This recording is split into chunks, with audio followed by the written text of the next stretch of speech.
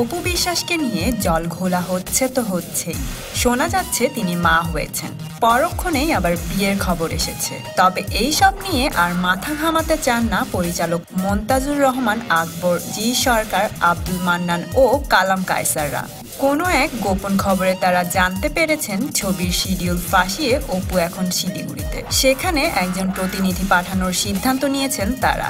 আগামী সপ্তাহে শিলিগুড়ির উদ্দেশ্যে রওনা হবেন পাঙ্কু জামাই ছবির প্রোডাকশন ম্যানেজার কামাল। পরিচালক জি সরকার বলেন, অপুর জন্য আর কত অপেক্ষা করব, আমাদের পিঠ এখন দেয়ালে ঠেকেছে। অপুর সিদ্ধান্ত জানতে চাই। সে যদি ছবিতে অভিনয় না করতে চায় তাহলে আমাদের টাকা ফেরত দিতে হবে। তার কাছে হ্যাঁ অথবা না শুনতে চাই আমরা। তো বন্ধুরা, বুঝতেই পারছেন পরিচালকরা বেশ খেপেছেন অপুর উপর। দেখা যাক অপুর কি উত্তর পাওয়া যায় আর তারা কি নতুন খবর নিয়ে আসে অপু সম্পর্কে। আপনার ফেভারিট সেলিব্রিটির নতুন নতুন নিউজ আপডেট পেতে এখনই সাবস্ক্রাইব করুন স্টার গল্প চ্যানেলে।